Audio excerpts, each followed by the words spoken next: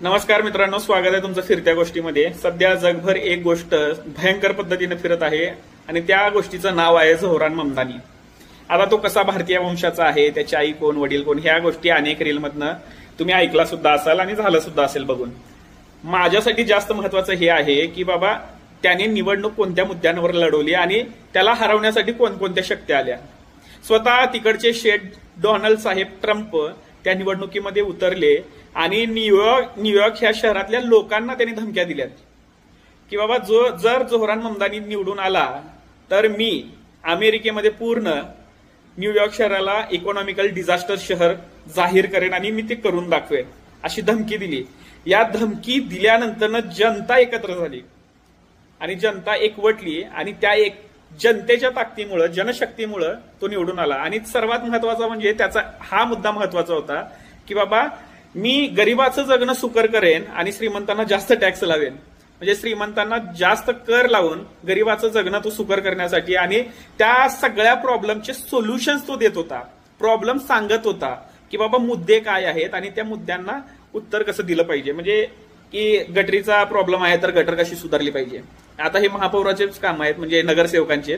तिकडचे मी उदाहरण देतोय, जर लोड शेडिंग जास्त असेल तर त्यासाठी काय केलं पाहिजे, 4 दिवसाड एकदा पाणी येत असेल तर त्यासाठी सोल्युशन काय। तर तो समस्या आणि त्या समस्येचं समाधान या 2 मुद्द्यांना धरून तो निवडणूक लढवत होता। माझी इच्छा अशी आहे की आपल्या सुद्धा स्थानिक स्वराज्य संस्थेच्या निवडणुका असतील, त्यानंतर थोड्याच दिवसानंतर महानगरपालिकेच्या निवडणुका सुद्धा जाहीर होतील। त्यावेळेला या मुद्द्यांना धरून अशी चर्चा करून त्यांनी निवडणूक लढवावी, आपले नगरसेवक सुद्धा।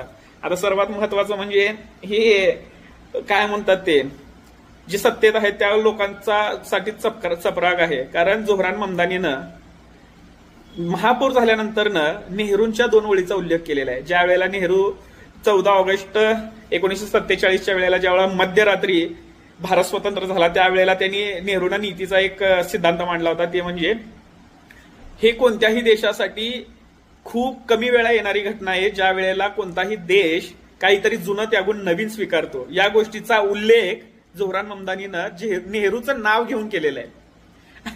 म्हणजे आपल्या शेठचा अपमानच झाला, कारण येता जाता नेहरूनं हे केलं, नेहरूनं ते केलं, नेहरूमुळे झालं, या गोष्टी बोलणाऱ्यांसाठी नेहरूंचं उत्तर अमेरिकेमध्ये मिळतंय।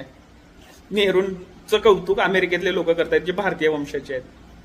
तर मुद्दा हाच आहे की ज्या वेळेला मुंबईची निवडणूक येईल त्यावेळेला जनशक्तीच्या विरोधात धनशक्ती उभी राहिली पाहिजे आणि जनशक्ती जिंकली पाहिजे असं वाटतंय। तुम्हाला काय वाटतं सांगा कमेंट्समध्ये।